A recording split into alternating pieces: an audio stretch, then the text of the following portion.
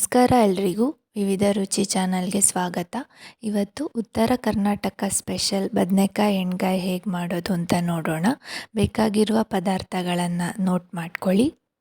ಮೊದಲು 2 ಚಮಚ ಶೇಂಗಾ ಬೀಜ, 2 ಚಮಚ ಬಿಳಿ ಎಳ್ಳು, ಹಾಗೆ ಒಂದು 4 ಚಮಚದಷ್ಟು ತೆಂಗಿನ ತುರಿಯನ್ನು ಬೇರೆ ಬೇರೆಯಾಗಿ ಡ್ರೈ ರೋಸ್ಟ್ ಮಾಡ್ಕೊಳ್ಳಿ. ಇದೆಲ್ಲ ತಣ್ಣಗಾದ ಮೇಲೆ ನೀರು ಹಾಕದೆ ತರಿಯಾಗಿ ಪುಡಿ ಮಾಡ್ಕೊಳ್ಳಿ. ನಂತರ ಅದೇ ಬಾಣಲಿಗೆ 1 ಚಮಚದಷ್ಟು ಎಣ್ಣೆ, 1 ಈರುಳ್ಳಿ ಹಾಗೂ ಶುಂಠಿ ಬೆಳ್ಳುಳ್ಳಿಯನ್ನು ಸೇರಿಸಿ ಅದು ಹಸಿ ಸ್ಮೆಲ್ ಹೋಗುವವರೆಗೆ ಚೆನ್ನಾಗಿ ಫ್ರೈ ಮಾಡ್ಕೊಳ್ಳಿ.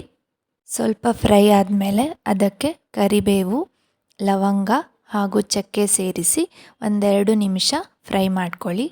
ಈರುಳ್ಳಿ ಎಲ್ಲ ತಣ್ಣಗಾದ ಮೇಲೆ ಮೊದಲೇ ಪುಡಿ ಮಾಡಿರುವ ಮಿಶ್ರಣಕ್ಕೆ ಸೇರಿಸಿ ಅದಕ್ಕೆ ರುಚಿಗೆ ತಕ್ಕಷ್ಟು ಉಪ್ಪು, ಸ್ವಲ್ಪ ಹುಣಸೆಹಣ್ಣು, ಅರಿಶಿನ, ಬೆಲ್ಲದ ಪುಡಿ, ಅರ್ಧ ಚಮಚ ಧನಿಯಾ, ಅರ್ಧ ಚಮಚ ಗರಂ ಮಸಾಲ ಹಾಗೂ 1 ಚಮಚ ಕೆಂಪು ಮೆಣಸಿನ ಪುಡಿ ಸೇರಿಸಿ ರುಬ್ಬಿಕೊಳ್ಳಿ. ಬದನೆಕಾಯನ್ನು ಈ ಥರ ಕಟ್ ಮಾಡಿ ಅದರ ಮಧ್ಯದಲ್ಲಿ ರುಬ್ಬಿರುವ ಪೇಸ್ಟನ್ನು ಫಿಲ್ ಮಾಡಬೇಕು. ನಂತರ ಅದೇ ಬಾಣಲಿಗೆ ಸ್ವಲ್ಪ ಜಾಸ್ತಿ ಎಣ್ಣೆ ಅಂದರೆ ಒಂದು 7-8 ಚಮಚದಷ್ಟು ಎಣ್ಣೆ, ಸಾಸಿವೆ ಹಾಗೂ ಕೆಂಪು ಮೆಣಸಿನಕಾಯಿ, ಸಣ್ಣಗೆ ಹೆಚ್ಚಿರುವ 1 ಈರುಳ್ಳಿ ಸೇರಿಸಿ ಈರುಳ್ಳಿನ ಚೆನ್ನಾಗಿ ಫ್ರೈ ಮಾಡ್ಕೊಳ್ಳಿ. ನಂತರ ಫಿಲ್ ಮಾಡಿರುವ ಬದನೆಕಾಯನ್ನು ಇಟ್ಟು ಮುಚ್ಚಿ ಚೆನ್ನಾಗಿ ಬೇಯಿಸ್ಕೊಬೇಕು. ಬದನೆಕಾಯಿ ಸಾಫ್ಟಾಗಿ ಬೆಂದ ನಂತರ ಅದಕ್ಕೆ ಉಳಿದಿರುವ ಮಸಾಲೆ ಸೇರಿಸಿ ಬೇಕಾದಷ್ಟು ನೀರನ್ನು ಹಾಕಿ ಚೆನ್ನಾಗಿ ಕುದಿಸ್ಬೇಕು.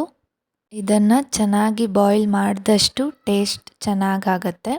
ನಂತರ ಅದಕ್ಕೆ ಹೆಚ್ಚಿರುವ ಕೊತ್ತಂಬರಿ ಸೊಪ್ಪು ಸೇರಿಸಿ ರುಚಿಯಾದ ಬದನೆಕಾಯಿ ಎಣ್ಗಾಯಿ ಅಕ್ಕಿ ರೊಟ್ಟಿ ಅಥವಾ ಜೋಳದ ರೊಟ್ಟಿಯೊಂದಿಗೆ ಬೆಸ್ಟ್ ಕಾಂಬಿನೇಷನ್.